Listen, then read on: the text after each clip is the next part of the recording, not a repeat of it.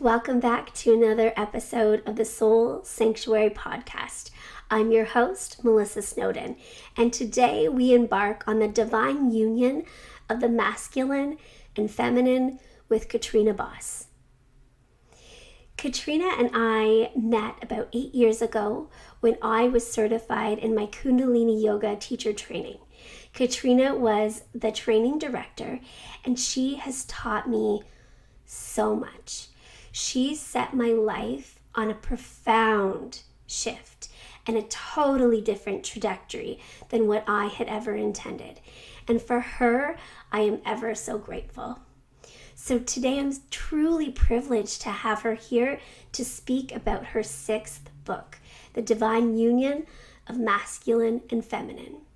And we will delve into the concepts of this book, how we are, as a vessel, both masculine and feminine, despite what our genders may say, and how we can operate from both the masculine and the feminine energies, how we can support our partners in both the masculine and feminine energies, and of course, so much more. We also touch base on a few of Katrina's other books and the contents of them, and I'm just really proud and excited to have her here today. To discover more about Katrina, her books, her online classes, or to take a yoga teacher certification, just check out the links below. I put them all in the notes for you.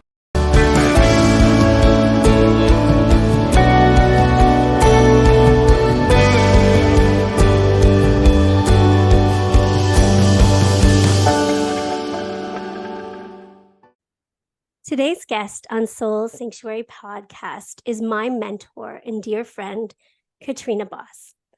I met Katrina 8 years ago when I took my Kundalini yoga teacher training. She was the training director. Katrina owned a quaint train station at the time where she facilitated yoga classes, dance classes, and math tutoring for youth. When I think of Katrina, I think of someone who is multifaceted, talented, and adventurous. Katrina is someone who loves people, learning, and experiencing new things. On the one hand, she has had a very grounded life, having been a farmer, a mom of 2 incredible kids, a business owner. Her array of knowledge spans from an analytical thinking mathematician to a creative, spiritual being in Tantra and Kundalini yoga. Put this all together, you get someone who loves to share stories a lot through writing books, online courses, and teaching in person. To me, though, Katrina is someone who has absolutely changed my life. Before meeting her, my life felt like it had hit rock bottom.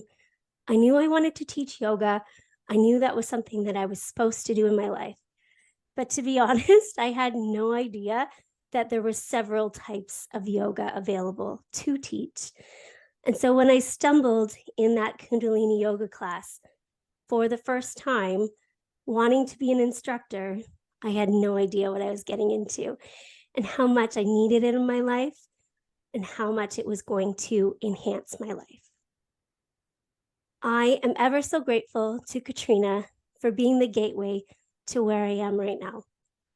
I have nothing but love for you. I thank you wholeheartedly, and I want to welcome you to the Soul Sanctuary podcast. Thanks, Melissa. I'm so happy to be here. It's so fun. It's been so long since we saw each other. It really has. It's nice. Before we hit record, I said, it's so nice to see your face. So before we dive in to this delicious new book of yours, Divine Union of the Masculine and Feminine, which is your 6th book that you have written and produced and had on shelves, I want to ask you a question that I ask everyone that attends the podcast, because this is called the Soul Sanctuary podcast. I want to know what sets your soul on fire and makes you feel like you have landed in that sanctuary space? Mm. For me, it is learning. It's, you talk about all the different kinds of yoga, and there's the hatha yoga. People love to be physical. That's what drives them wild. And karma yogis who love to help others and stuff. But there's one called a jnani yogi, which is me, which is where when I read something, it's almost like, especially ancient texts, it's like it goes into my soul like a key and it opens something. And it's whether it opens all of my past knowledge or whether it opens the knowledge of the universe, but it's almost like I'll just read one thing and all of a sudden my mind goes off in 1,000 directions. And that's exciting. That's the most exciting thing, is that it's not what I read. It's a million things that somehow that little thought opened. And now suddenly there's 100 different ways I can go with it. And my only choice is to which way to go with it. And that's, for me, what makes life really, really rich. Have you always felt that? I touched base on how you're a mathematician. That's what you went to university for. I remember you saying you loved math. So did you always feel that way in all through schooling, public school, high school? Just learning made you feel lit up in that way? Like when I was young, I read a lot. Like I read a lot, but it was just like Nancy Drew mysteries. It wasn't deep and interesting things that were unlocking my soul. But then I do remember, like in university, like mathematics, people kind of think, oh, like, so you can add fast or you can multiply. And it's like, no, that's arithmetic. That's just sort of something valuable on earth. But mathematics is actually mapping the universe. And for example, I mean, this may sound weird, but I remember the first time I ever was introduced to calculus. And it was something as simple as, did you know that you can create an equation to map the area under a bridge?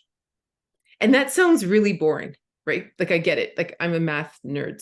But there was something about that that made me think, what, wait a minute. Like, so something as random as this curve in nature, we can apply numbers to, and we can create something that works for every single arch in the universe. And there was this weird thing and that was those connecting points, like, but the universe looks so random. Like it looks so, but that can't connect. And there were moments like that in calculus or programs like that I was like, wait a minute, like mathematics and nature fit. And then when I went on to study mathematics in university, I just went on to study it because someone told me to become an actuary, because that was this thing I could do with math. I didn't even know what an actuary was, but I that's why I started there.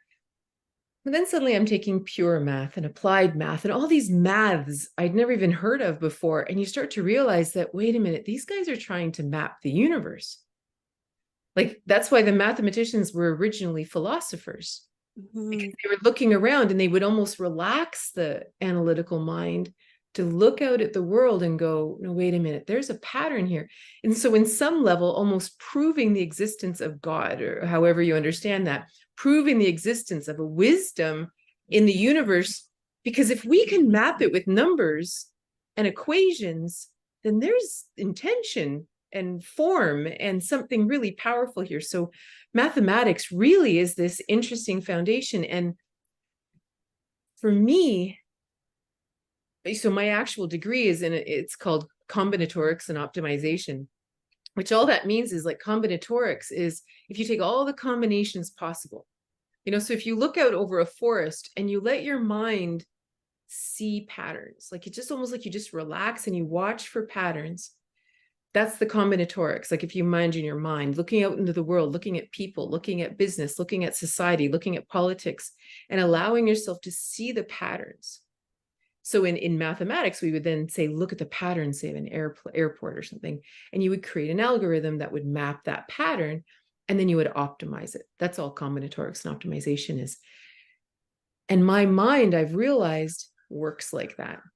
So it doesn't matter if I'm studying Tantra, when I'm reading all these books or something, my mind is reading the book, but it's always looking for the patterns. It's always looking for no, wait a minute. Okay, that sort of contradicts that, but what is it really saying? And there's always this analytical pattern seeking.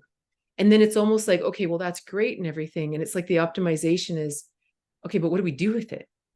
Like, that's a great theory and that's a great ritual and that's a great whatever, but of what value is it? And I think my mind is always doing that. Like, it's always seeking the patterns and sort of boiling it down to, okay, yeah, but in 2023, what are we going to do with it?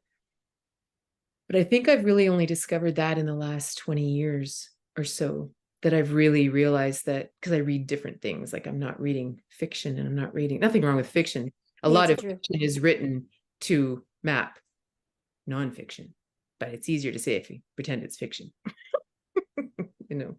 So As you were saying all of that, I was thinking to myself, gosh, I really resonate with that, finding the patterns. And that started for me probably after I got my Kundalini yoga teacher training and became a teacher and learned elements from that. And then elements about chakras and elements about science and how the world works and how energy is us. And you touch base on that in this book, how we are, I mean, I talk about it a lot, but we are all energy. 99% of us is an energetic being. We came from this single solitary light.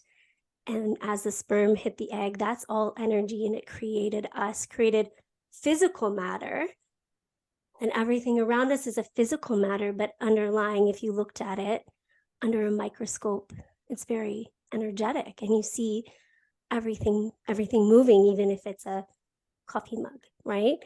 And as I've navigated my spiritual awakening and then growing this business, I notice the patterns. And even if people are talking about it in a different way, you can match it up with some other things that you've learned, right? Like chakra healing is very close to like your chi in Chinese medicine, and it's very close to other scientific things that people talk about with healing inside your body. And so I find it super interesting now to exist in that world as you match those patterns and go, huh, that's what I talk about. You just name it differently.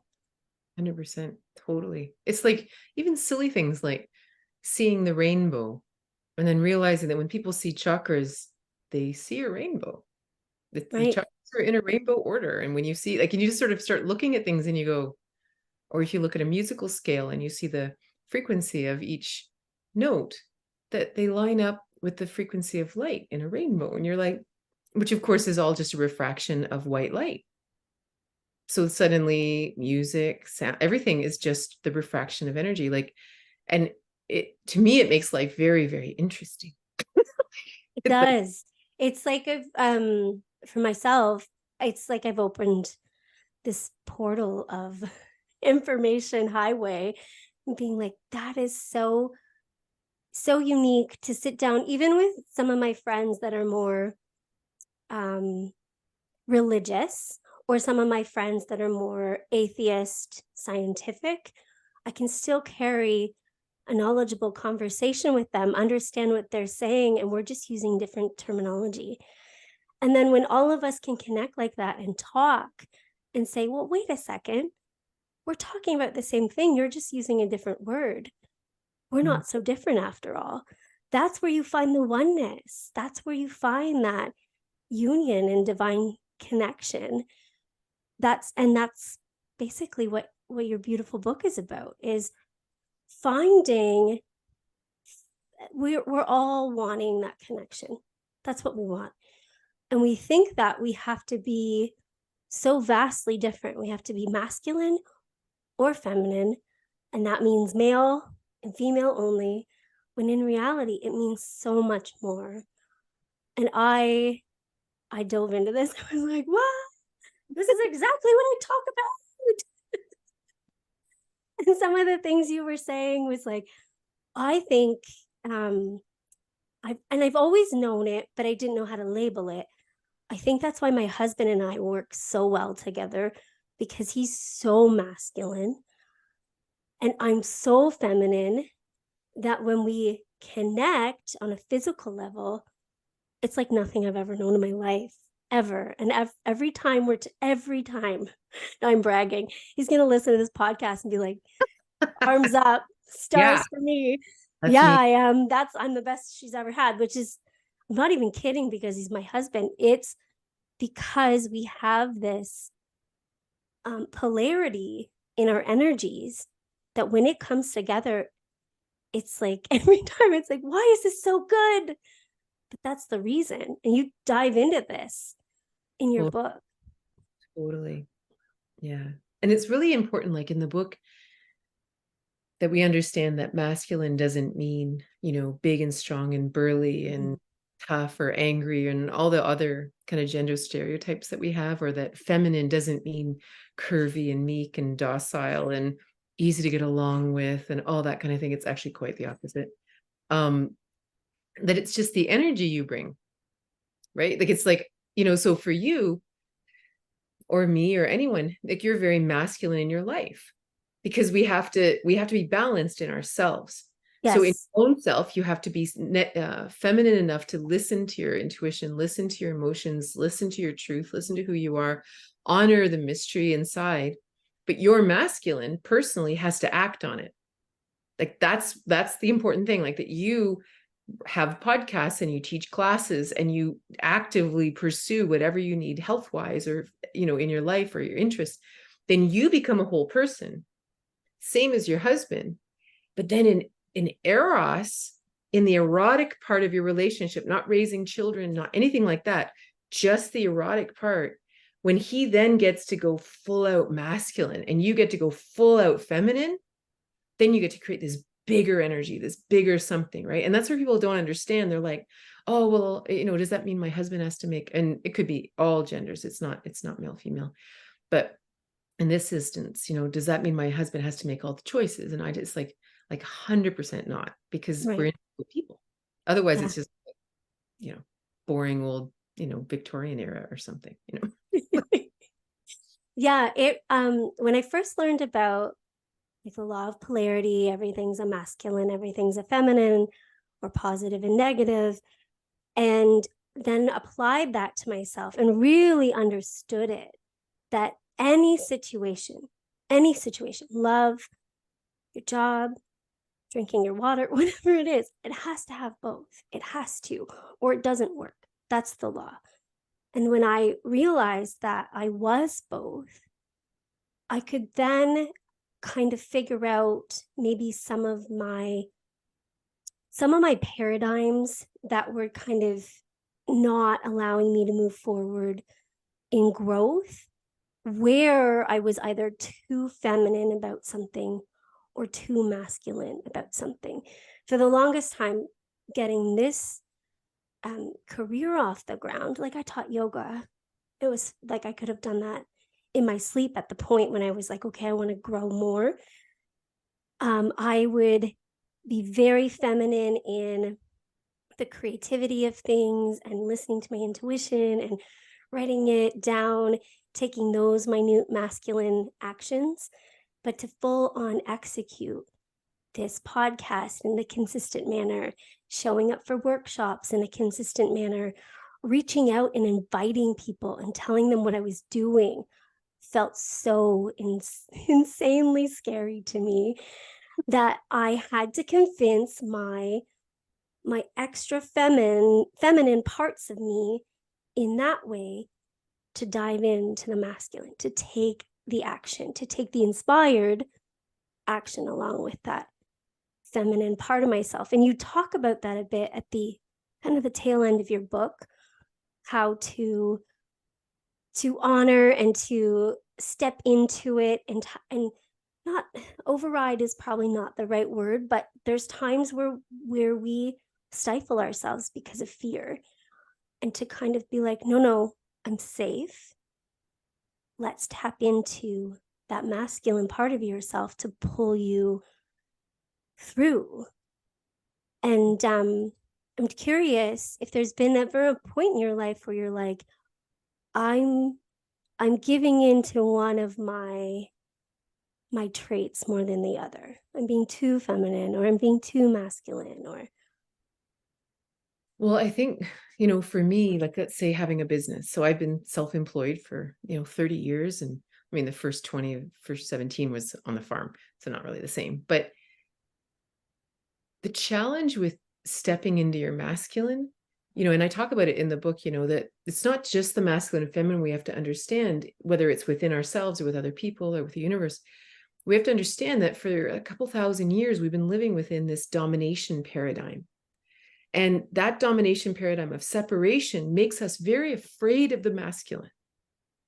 Because out there, we've been constantly sold stuff. And here's a freezer, even though you've already got one. And here's a gym membership because you're fat and you shouldn't be looking like that. And you're going to be alone. And this toxic, aggressive, masculine, because it's still masculine, even though it's not connected, but it's done in a disconnect for the sake of money, for the sake of power, for the sake of whatever.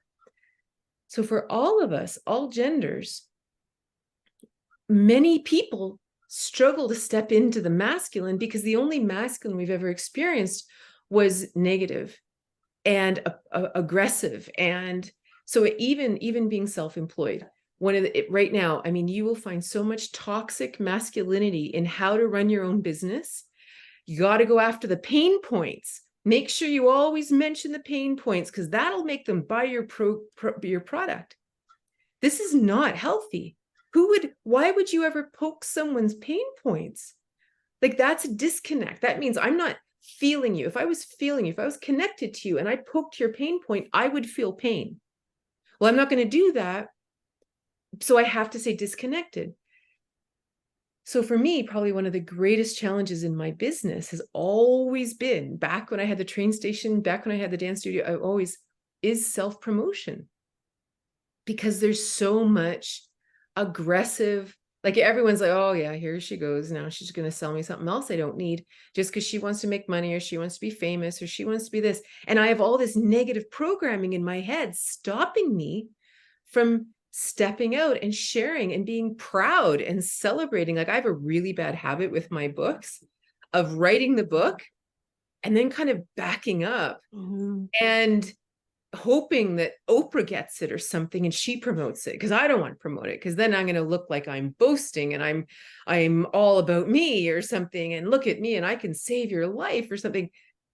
But that's all the negative thing, right? That's the negative masculine. It's the masculine disconnection. But for me, instead, like, so this is why this book is so powerful for me. Like, and honestly, the book could have been 3 times as long. Like, I had to keep it to 300 pages because I could have.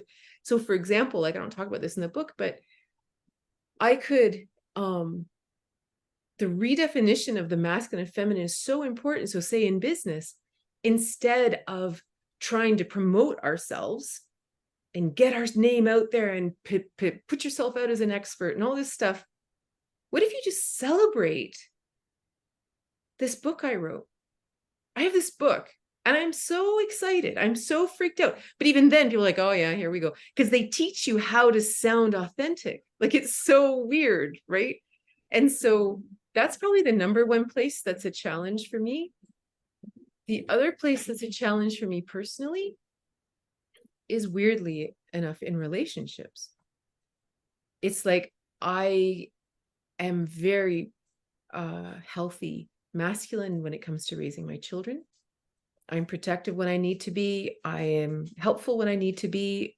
It's really, really good. Sorry, any weird sounds is my son's dog that's here. so cute. Mine's underneath the table every time at my feet, and all I do is like, you're gonna behave yourself and not bark at things.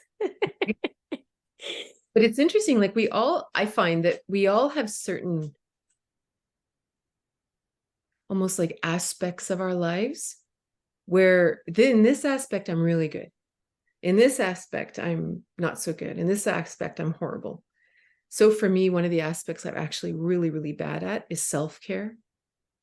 I'm really, really good at taking care of the world. But to actually, I'm on sabbatical right now. And it is all I can do to turn all that energy inward. That is just the hardest thing. Like people talk about self-love, but self-care is that masculine caring for self. So actually, probably that's the worst that I'm at. And the other part that is still an interesting journey is in relationships, in romantic relationships, where still I will deny my feminine truth. I will deny if it's going to make the other person uncomfortable, if I think it's going to put them out, if, I will kind of berate my own needs and say, now, Katrina, don't be so ridiculous. You can do this on your own. You don't need them, and da da da da. And but it was funny. Like just yesterday, I was chatting, I was talking with my partner, and he asked me a question, like, and I actually want him to stay here because he lives an hour away. Deep down, I really want him to stay the night, just stuff going, and I said, are you staying over tonight? And he says, do you want me to? And in my mind, I'm like, Katrina, he's got to go to work in the morning. He's got to think in the morning. He's already been. Da, da, da, da, da, da. And I'm just like sitting there and I went, yes. And he goes, okay. And I started crying. Right. And I realized in that moment that it was like one of the challenges is of being independent and being whole and all that. Sometimes we still deny our inner child. Like we still deny our truth. And I realized that my inner child was like, you're really listening? Like, really? You're really? And my masculine was like, I really want this. It's not all negative, right? It's like, I do want this. And then my like, oh, you really do love me. Not to feel that vulnerable, right? And that's definitely an inner child thing. There was something along the lines of your life that didn't allow you that vulnerability all the time, and you had to show up in your masculine most of the time. You had to kind of cater to others and help others along, and then denied yourself that innocence and that vulnerability, which can be scary to just be so vulnerable with someone. And especially, and it's weird because it's someone you love, but somewhere deep inside it's like, yeah, they love me too, but they should never know about this weakness or this. Old. Yeah. It feels old. Like it feels whether it's generational or something. And because it's even interesting, the teaching of selflessness, which again, I think is probably really healthy in a domination paradigm of people who are kind of dog eat dog. To learn to be a little selfless and care about your neighbor is probably a good idea. But if you already have the tendency, if you're already a helper, to then have this selflessness as being the ideal life, now you've literally said, okay, whatever your needs are irrelevant, which is essentially your feminine. And that's another really important thing, is that as much as we struggle to be masculine, the oppression of the feminine goes along with the domination. And the feminine is anything. We've seen it with women, but we've seen it with slaves. We've seen it with minorities. We've seen it with children. We've seen it with workers. We've seen oppression of anyone who is in that feminine role, where there's a leader, where there's a boss, where there's a parent, where there's a teacher, and we oppress it. But it's the same inside of us. Telling you to be selfless is basically the ultimate oppression of your feminine truth, your emotions, your reality, everything. And yet this is a universal teaching, a spiritual teaching. Like this is what makes you close to God. It's not really rocket science that a lot of healers and gurus and stuff all die of cancer. Like they just, the suppression of emotions and self-care and self-love. Yeah, they forget how to turn their teachings around and start here. And truthfully, whether you are a leader in whatever field you're in or you follow, it doesn't matter who you are. It has to start here. It has to, because everything else rolls from there. And all the things you want in your life are a reflection of who you are. So if you're not showing up for yourself, chances are things in your life aren't showing up for you. right? And I knew that. I would say, again, 8 years ago, that pivotal point of being in your class. And you can attest to this, how I wasn't overly well, but I didn't care.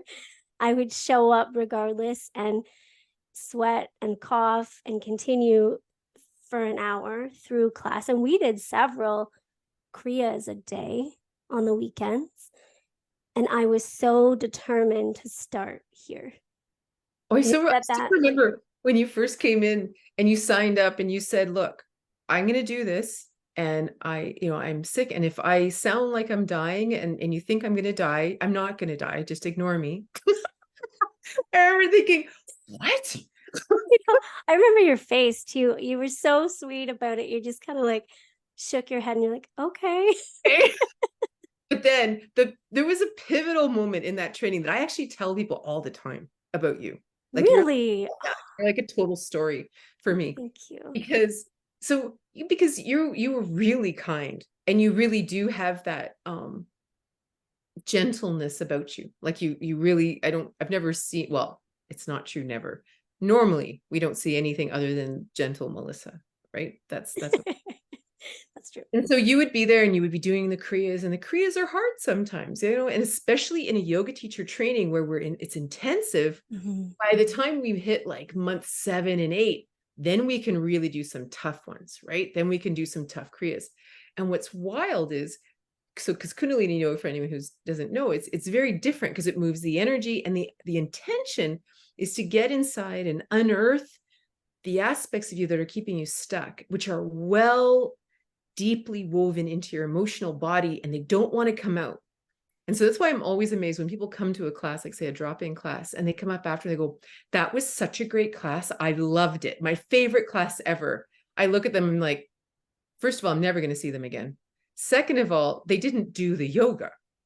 Right. They did the surface, but they didn't actually do the yoga, because it's the ones that hate you that keep coming back, because they're doing the yoga. They're going deep inside and unearthing all the junk. And I'll never forget, and I had told you guys that, right? As in the teacher training, to say, it's okay if you hate me. Like, we'll be doing this Kriya and you'll be like, I hate you, Katrina, so much. And I'm like, that's really good. Like, that's really, you'll learn this as teachers. And I'll never forget, we did this one Kriya called, I think it was called Sat Kriya or something like it. And it's all frogs, like, which is really hard.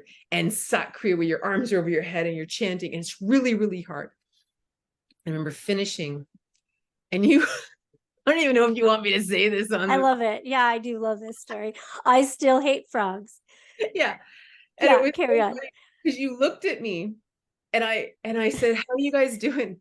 And you said, you want to know the truth? And you had this like stern, angry, masculine, like, and you were just like, you looked at me and you went, I wanted to take a baseball bat to you. I did. Moment.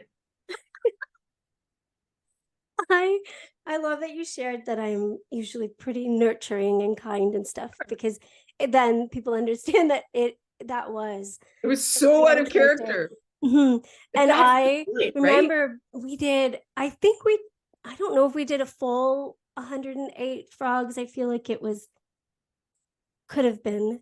And I remember being somewhere after 30 and just like this vision of me chasing you with a bat. Which is like awesome. This is terrible.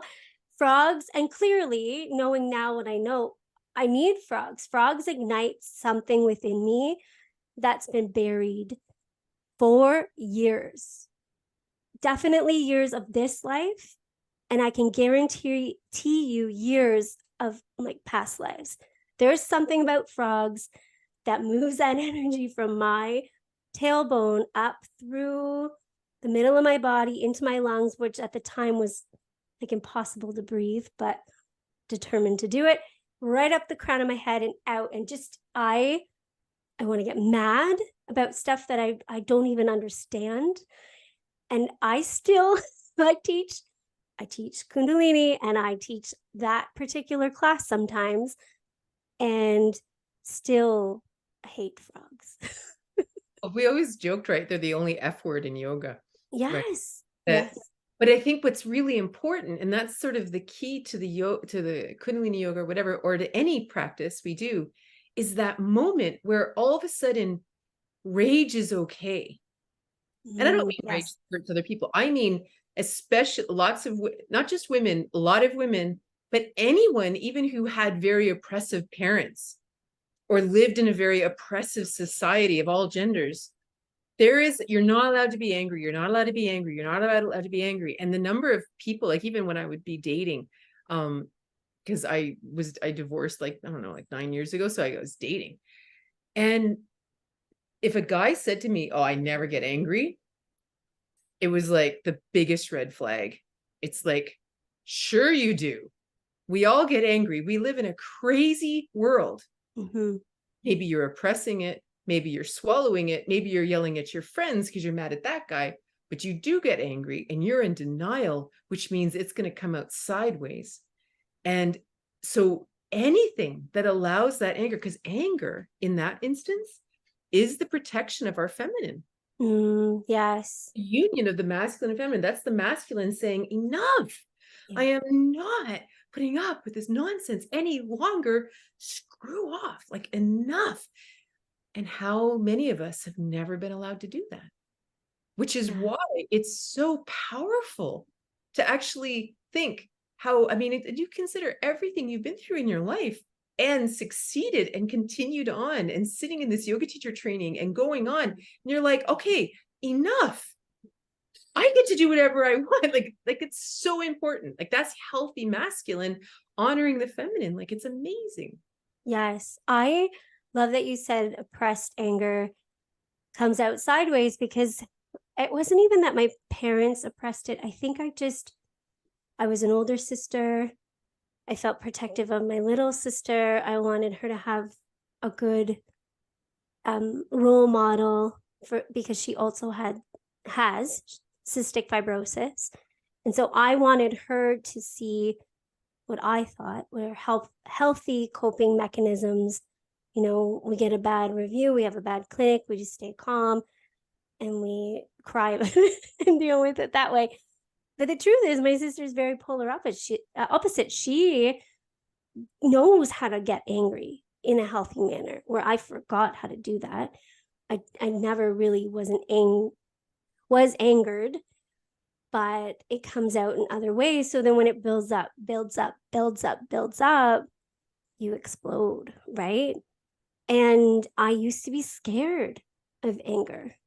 I know my husband knows how to deal with anger really well in a healthy way. He blows up and gets it out and then he's done. It's not this like festering that I do, right? Like I let it boil and then I take the top off, which is it's not healthy. And then it stays in your body and then you can't and then you get sick or sicker because it doesn't know where to go. So it just festers within you. And when in anger too, like again, because of this separation we've lived in, once it rises, we think we should throw it at somebody. Like Yes. we should Yes. throw it.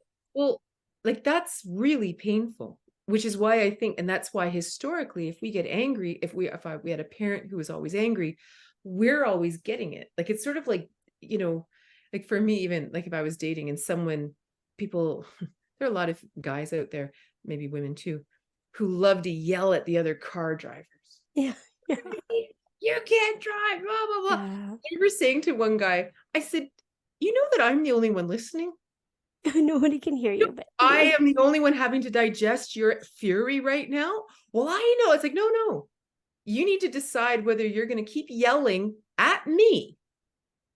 Like I'm the one, like this, it's like you shoving a sandwich down my throat that I don't want. I don't want this. I know, but I'm not like, I'm the only one in the car. yeah. My energetic body has to digest what you're doing, whether I want it or not. Let me out until you get over it, you know? And that's where when we start to realize that my anger is only for me. Yes. It is Yeah. for you. It's for me. So I can say, I'm so angry right now. Are you angry at me? I don't know. I mean, maybe what you did triggered me, but it's me that's angry. And it's important. It's a message to me. It's an indicator. It's something that either I'm doing amok, or I need to change gears, or I need to start speaking my truth, or I need to completely be on a different road. But this is important for me. And it's the most interesting thing about becoming single.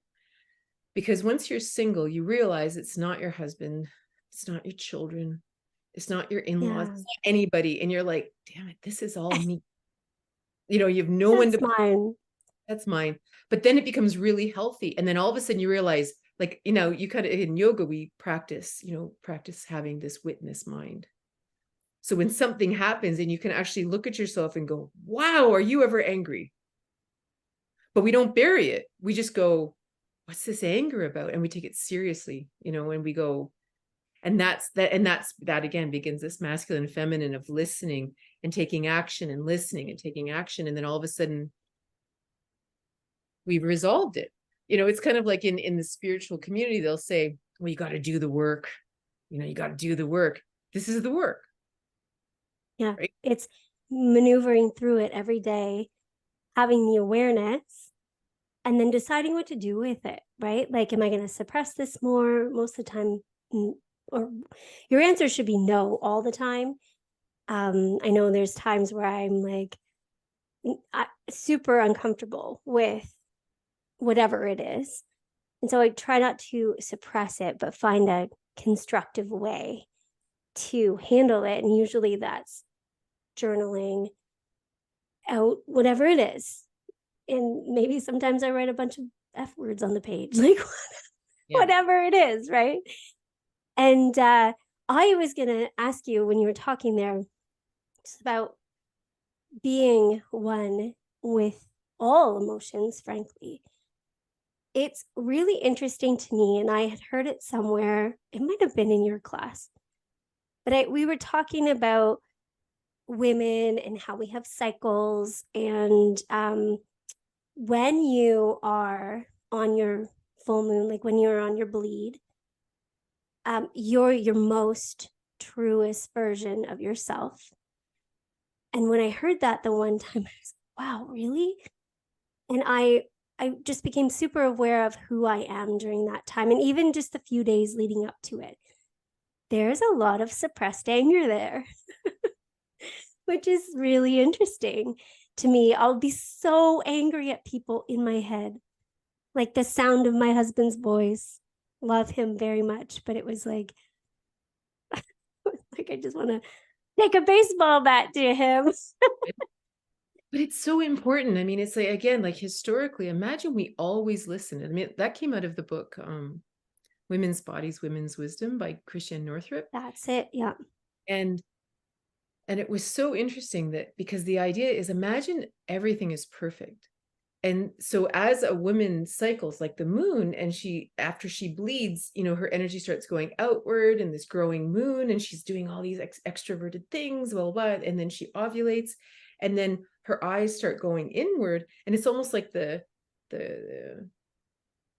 tide goes out, and you can see everything that's underneath. You can see everything that you've been able to avoid all month because it's all water.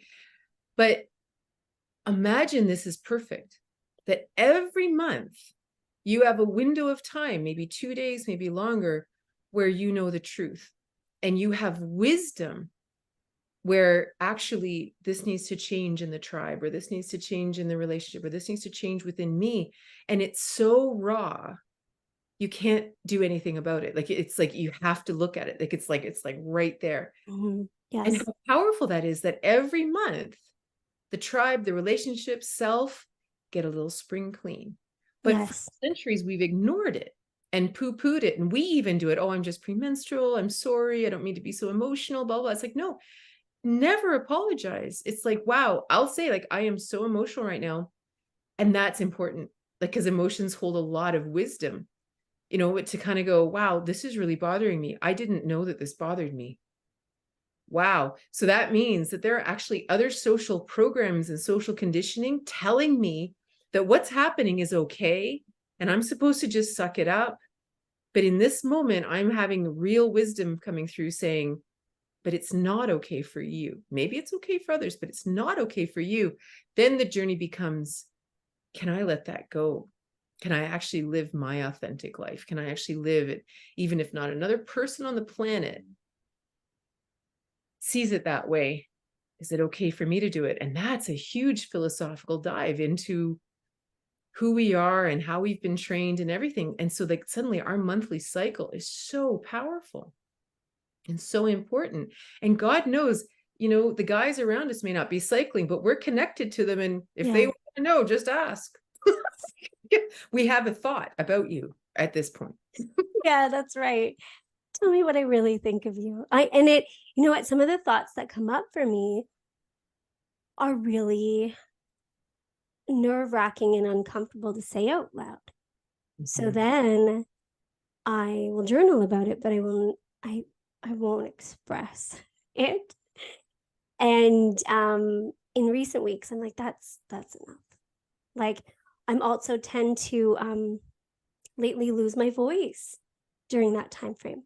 My actual, no reason, there's nothing wrong, there's no sore throat. I'll just wake up and be like, oh, my period's coming, my voice is gone. Because there's so much suppression of what I really want to say in that time frame that now I've trained my body to shut up, so it physically has to, which I think is so interesting. You know what I started doing about a year ago? I created a journal specifically for like the wisdom days of every month. That's amazing. That's Right? a great idea. Right? You don't have to do anything about it, but document it. Yeah. Witness, like write it down, do the thing, and then just see, because they're dark. You talk about F words. Dark. Like, and what's really crazy, and it's funny because this is more from a tantric perspective, but what I find is if there isn't any topics going on in my life that I have like an issue with that sort of would have risen in that time, I just feel existentially dark. Like I actually know when I'm about to bleed because I am so depressed, like for no reason. It's like suddenly I fell off a cliff. The world is black and there is no point of anything. It is so dark and it can last like a day or two. And I always realize it's like, whoa, you're so depressed. Like, don't make a decision now. But what's interesting about that is I think a lot of us live with that kind of existential angst. Like, really, what are we doing here? Like, really, why am I working so hard? What am I doing just to put food on the table? Really? But we just can ignore it and we can distract ourselves and we can scroll and we can do whatever we want to do. And so I find those months also really interesting, that darkness. And the reason I say it's tantric and a lot of like Tibetan Buddhism and stuff, Tibetan Buddhists will do a practice where they wake up in the morning, they imagine their own death. They go through the funeral, they go through everything, which sounds really dark, but it's real. And then all of a sudden you realize, wow, today is a gift. I could have died this morning. Okay, now what am I going to worry about? Now what am I going to stress out about? Now what grudges am I going to hold? What changes am I afraid to make? Like I'm on borrowed time every day. And that is it is something that it's great to, embrace the galactic oneness and all that light and stuff that we talk about in spirituality. But when we also embrace the fact that we have no idea why we're here, and that's a real truth, that also can be integrated, which causes everything we know to be a little wiser. We just don't say the silly thing as quickly because, I mean, like if you kind of stared at death a few times, and someone tries to say nonsense, you're kind of like, oh, okay. Yeah. I'm just gonna go have a coffee because I can't really talk to you right now. Exactly. Yeah. I always look for, my friends always call me like the eternal optimist because I always look for the bright spots in everything. And living with a chronic illness my entire life and having moments where I was like, this is it. This is it. I remember being pregnant with my son. I was about 8 months, 7.5 months pregnant with him. And out of nowhere, I started coughing up copious amounts of blood. I couldn't stop it. It was like someone turned a faucet on and it was running out of my face. I thankfully was in the hospital at the time. Buzzed the nurses, several nurses came running in. And I looked at the one nurse who happened to be my favorite nurse. I looked at her. I said, this is it. I'm dying, aren't I? And she starts bawling because she's like, holy crap, I don't know for sure, but I'm not going to tell her yes or no. She said, it's okay. I said, whatever happens, you got to save this baby. And then I remember having a moment in that moment where it was like everyone dissipated and I was connected to something more than myself that was like, no, you're not. Trust me, you're not. You have a full life ahead of you. You just need to hold on. And so I feel like that's all I've been doing for many years, is just like holding on, that connection to whatever that source was, telling me there's more to this. There's more to this moment. There's more to this life.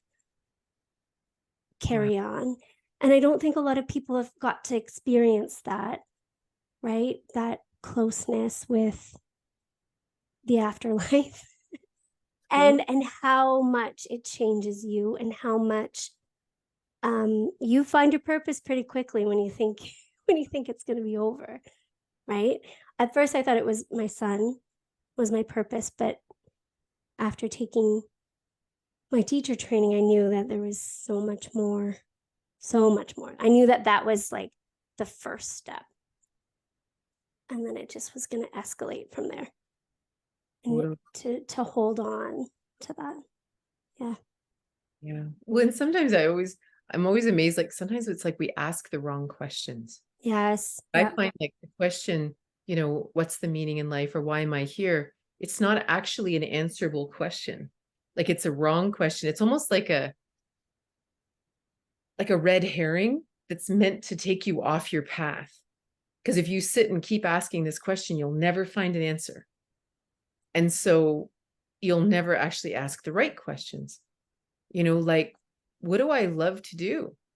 Yes. Shorten it to that, right? Like, First what can I do today? What do I love? How can I live in full today? Right? Or what expands your soul? Like you asked at the beginning. What if that's the only purpose? Right? For some reason, we landed on this beautiful planet called Earth, and we're just checking it out. What if there's no purpose besides checking out Earth? Experiencing. Right? And it's, you know what I mean? Like, it's like we really have to be careful that we're asking the right questions. Yeah. Yeah. I love that you say ask questions, because I wake up in the morning and I say, and this is a Gabby Bernstein thing. How can I show up today? How can I serve today? How do I want to feel today? And what actions can I do to do those things today? And I just kind of say them and then either write about them or just think about them in a meditation. And then that always sets the tone, right? I don't think a lot of us ask ourselves, how do we want to show up today? Do you want to be an anger ball yelling at vehicles and they don't hear you? The people in the vehicle hear you, or yourself just hears you, and you're, absorbing what Maybe your you words want are. it. Like maybe you are an anger ball. And so it's like, okay, you know what? This is so raw. It's right. Let's do it. Dive in. Let's find out why I'm so angry at that complete stranger. Like, why am I? And then you step back and you go, wow, why am I angry at everybody? Why am I angry at the world? Maybe. And then all of a sudden you trace all the way back to being in high school and feeling excluded and singled out and everything else. And then you can go deeper into that and go, wow, why did I feel like that? Why did their opinion of me matter so much? And then you keep going back and back and back. And all of a sudden you get right to the core and you go, oh, and they don't make you mad anymore, but right? You have to actually feel angry. Yeah. Have the thread when else have I felt like this? The typical psych questions, right? When else have I felt like this? Yeah. When kind of, but without it, you can't do it philosophically. You have to actually go there. It's like, okay. And you warn everybody, okay, today's an anger day. It's not about you. Yeah. Right. We, I have this tool, I guess we'll call it, that I do with my clients. And it's one I've stumbled across. I didn't develop it, but it's 7 layers deep, right? The why question 7. Why am I angry? That guy cut me off. Yeah, but why did that, just like you did, but why did that spark it?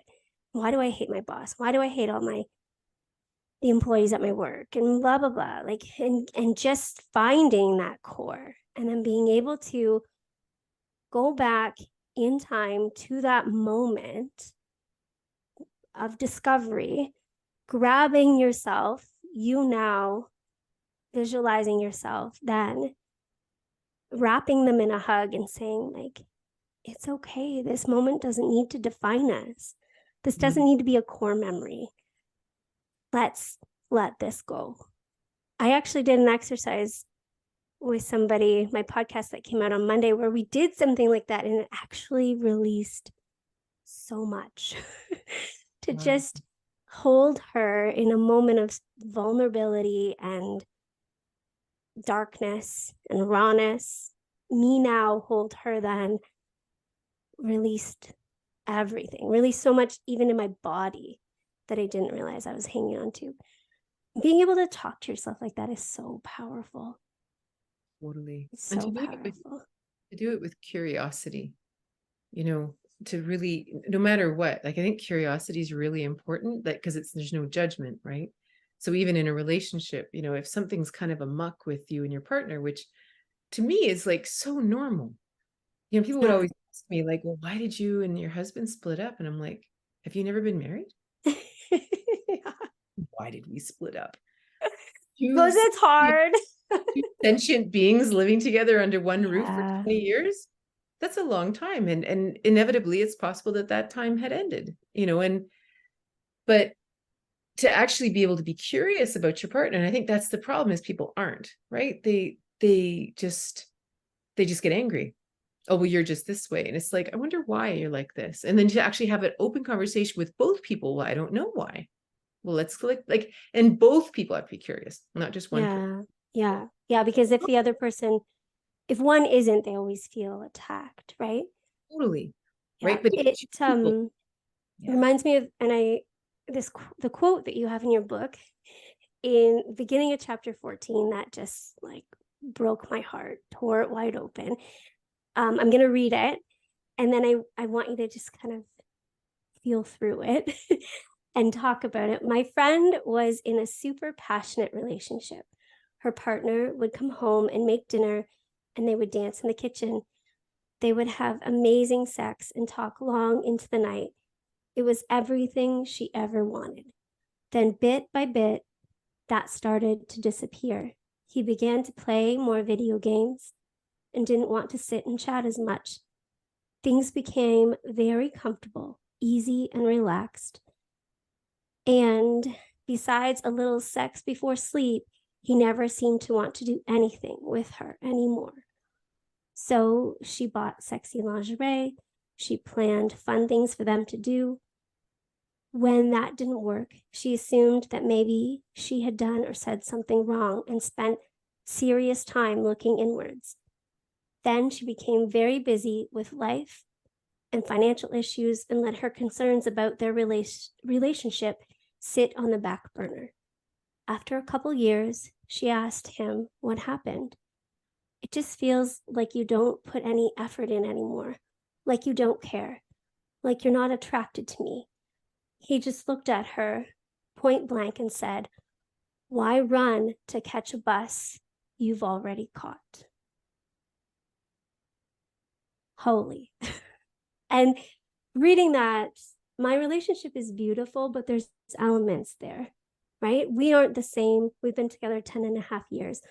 We aren't the same people that first started dating and would kiss for hours before saying goodbye and never want to leave each other, and then get the text right away when you left, like, "I miss you already. Where can you just come back?"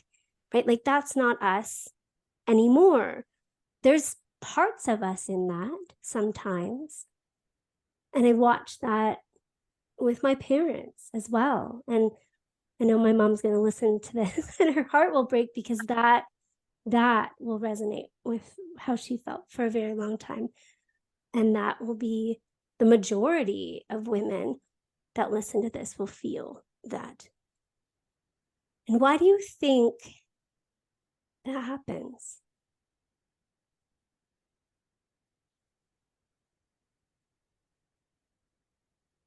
Well, when it's built into society, built into some society, not all. I'm currently reading, I currently have quite a passion for the Kama Sutra and things like that, and which is not something I normally go to, but I'm really, actually, it's a point of expansion for me right now. But what's interesting is a lot of these Arabic sex manuals, they'll actually, I was reading one this morning called The Perfumed Garden, and they were actually talking about that if you don't satisfy your woman, she will have an affair and it'll be your fault. Just like point blank. Whoa, like that is so the opposite of our training. That if you're not sexually satisfied, it's you shouldn't, you're expecting too much. Like the disempowerment of the woman in Western culture is massive. We weren't allowed to divorce. We weren't allowed to have birth control. We weren't allowed to, we had no rights. We couldn't vote. We weren't persons. We weren't people. We couldn't work. There's a lot of reasons why women just went, well, whatever. And we were just considered, I know one woman, she used to call herself the maid with bedroom privileges, and in many ways that is how it was set up for us. But that quote, that story is a true story of a friend of mine. And it's in the chapter called about pursuit, right? The joy of pursuit. And pursuit is a masculine and feminine dynamic that's really, really important, because that creates this beautiful magnetism, right? When there's the pursuit continues. But what's interesting about it is the assumption that the feminine is uncatchable, right? The feminine is pure mystery, pure chaos, and not in a bad way, chaos in a infinite potential way, that anything's possible at any moment. And you think how often that's been criticized because women change their mind and it's just gendered, but always change your mind, always want something different, never satisfied, blah, blah, blah, blah. It's like, right. That's the feminine, because the feminine is always expanding in mystery. That's what the feminine does. And the masculine, if anyone in the masculine role, and this is again, only in intimacy that we're talking about, not in life. And this could be any gender, like it doesn't matter whether you're same sex or heterosexual, doesn't matter. But the person in the masculine role who likes being in the masculine, when they are in perpetual pursuit of their partner, assuming their partner is pure mystery, like you think of how different we are every single day. Like just that, like even like you every day waking up, how do I want to show up? It might be that I want to be a psychotic bitch and no one had better cross me, right? Like it doesn't mean you have to be the Dalai Lama, because it's chaos. You might be like 2 days before your period and you're like, I said no, one more word and you know what's going to happen. Like that could be because that is your truth today. Imagine if, and I'm going to just go with the hetero thing, but as the feminine in a relationship, regardless of gender, imagine honoring that and not criticizing it and not whitewashing it and not making it pure as snow and saying, no, I am pure mystery in an infinite universe of possibilities. And then the masculine partner, the only way to stay connected to you is to be perpetually chasing. And then when they sit down and they're kind of like, so like, how are you doing today? Like, are you okay? And you're like, I don't know, like whatever, right? And it's kind of like, but it's not negative. It's not like you're always crazy. It's like, you might just have, like last night, my partner and I, we sat down because my friend had told me like randomly at the library that there was this show called How to Build a Sex Room on Netflix. Yes. So we're like having dinner. I'm like, hey, we should watch this show. We watched this show. We watched like 4 episodes. It's so funny. It's so good. Yeah. Well, it led to all kinds of things we weren't planning. And so like he's sitting there and he's just looking at me, he goes, I never know with you. I never know where anything's ever going to go. But it's the most positive thing. And it keeps his energy always up because he's always got to be pursuing to keep up. Right. And of course it makes him stronger. It makes him perpetually alive. Nobody falls asleep. Nobody goes stagnant. Because if I honor my mystery, my chaos, my truth, he'll either follow me, seek it out, or whatever, or he won't. And whatever, But the coolest thing is it's the same inside, right? Because it's our own internal balance that matters the most. And now imagine inside each of us is also this absolute uncatchable mystery. So every day we treat ourselves like that. Yes. Yes.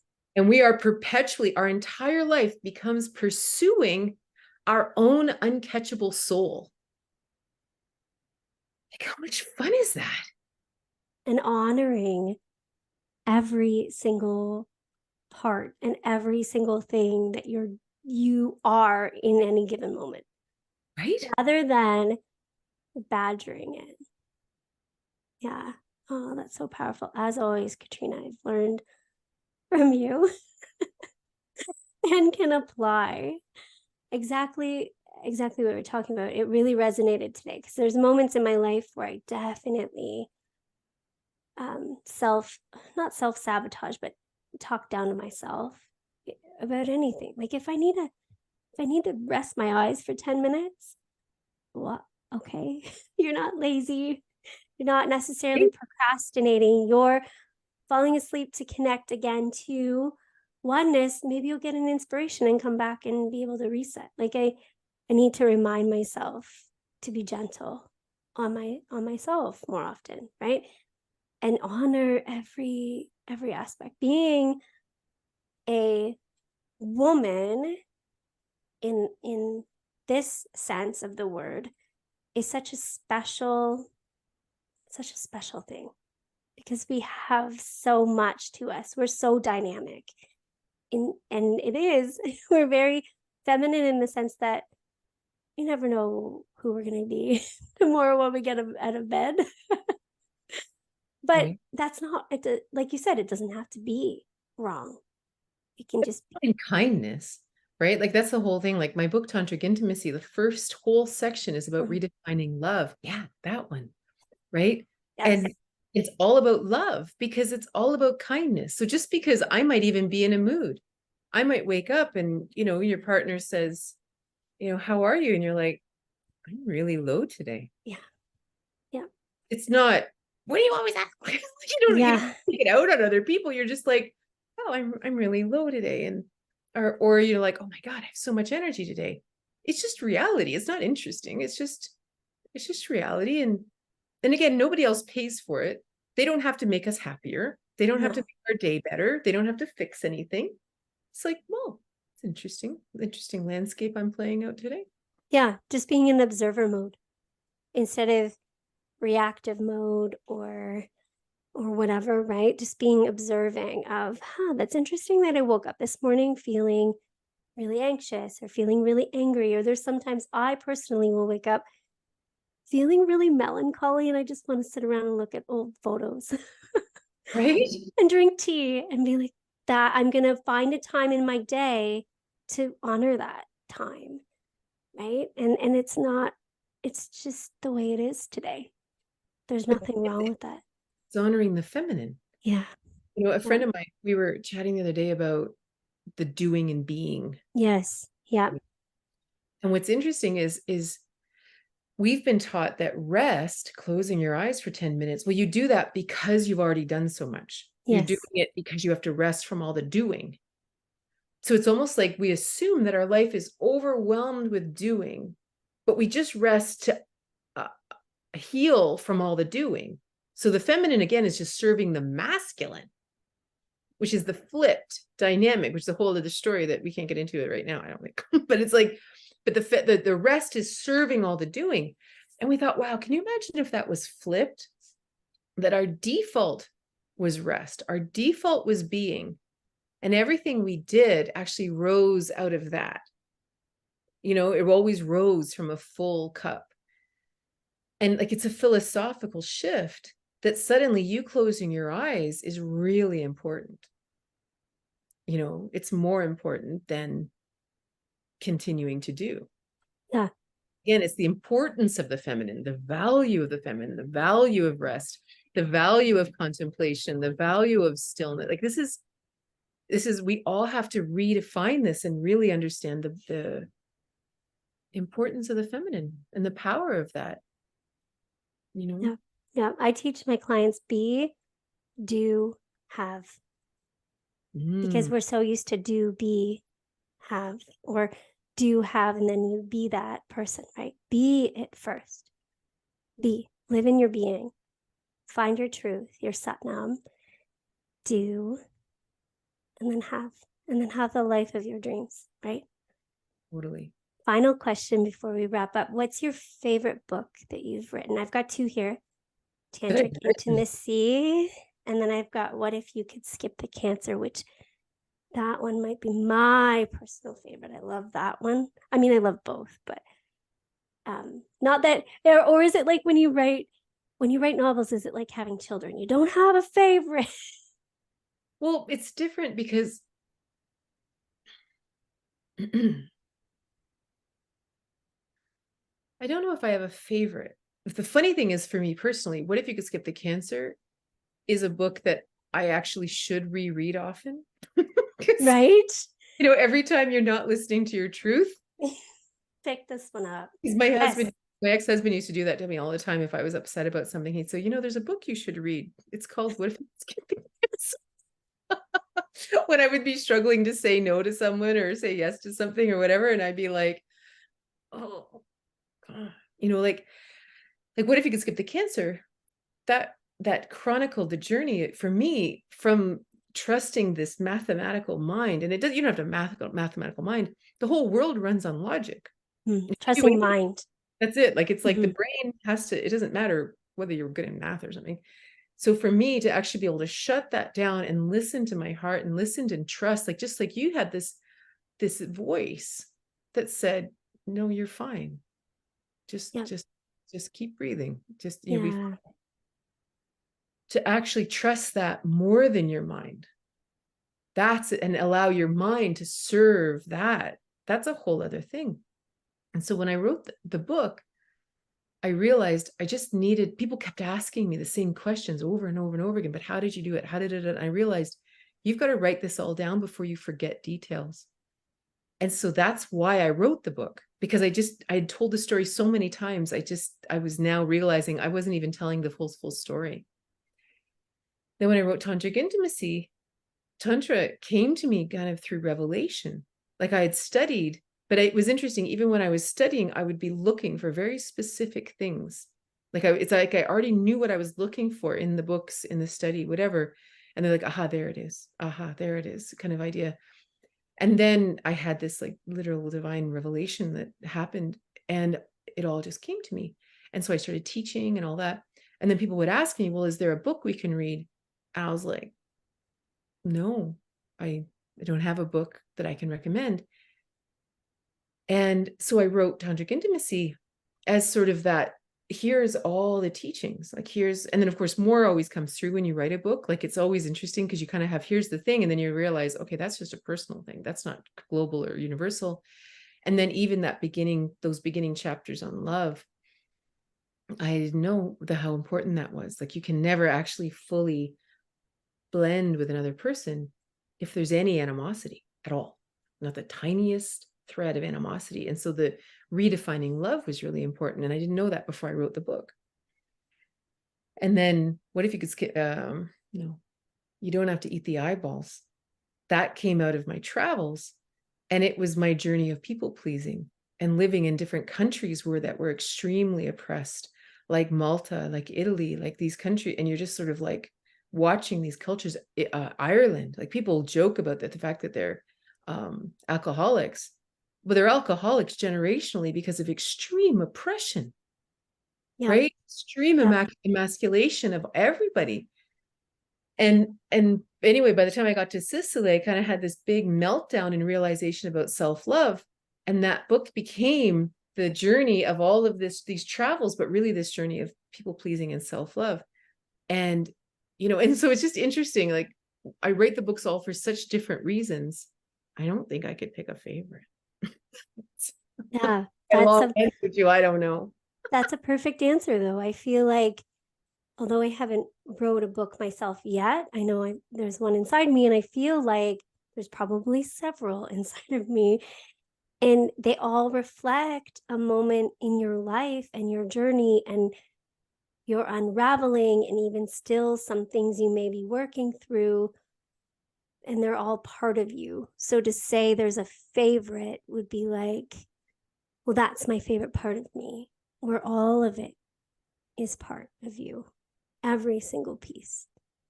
And so they all, once you start writing, it's like an addiction.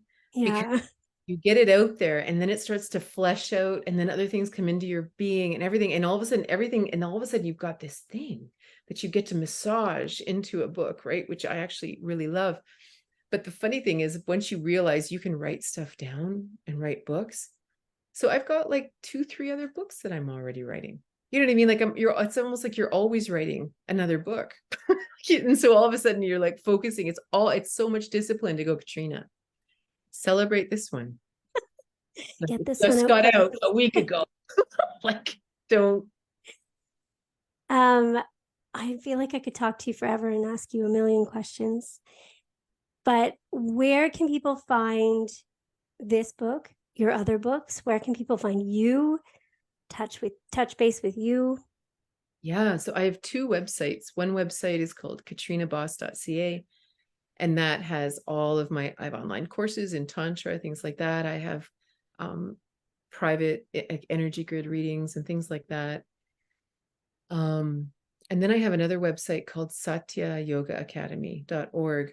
And this actually was born during the pandemic because they decided that they would allow yoga teacher trainings to be online. And weirdly enough, for all the times I ran the teacher training in person, I think the online course is more powerful and it's different and it's really interesting. So that Satya Yoga Academy now holds the teacher training. I teach live yoga. I teach yoga over Zoom, all that kind of thing. And there's an app called Insight Timer, and it's a free app. And right now I'm on sabbatical, but normally starting again in September, I teach on there live 4 times a week, and it's all free. And there's recordings there, and there's amazing meditations and videos. It's just amazing app. And so I actually teach there live a lot. And so that's another option. And I have a YouTube channel.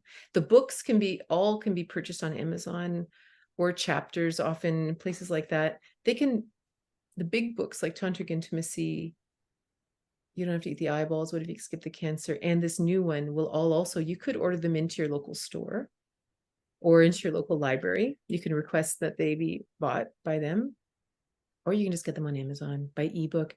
And all my books are on audio also that I read. This one, not yet, obviously, because it just came out a week ago, but eventually the audiobook will come out. But I have an email list and I'll inform everybody as to when that's ready and upcoming courses and classes and coaching and things like that. Amazing. And I will put all of those links in the show notes so everyone has them and they can click on them and explore and get to know you. Thank you so much. From the bottom of my heart, this was amazing. As always, I learned a ton of things as always. And I just appreciate you for being you, and being someone that I have in my life that I consider a mentor. Thanks, Katrina. That means a lot. Thanks, Melissa.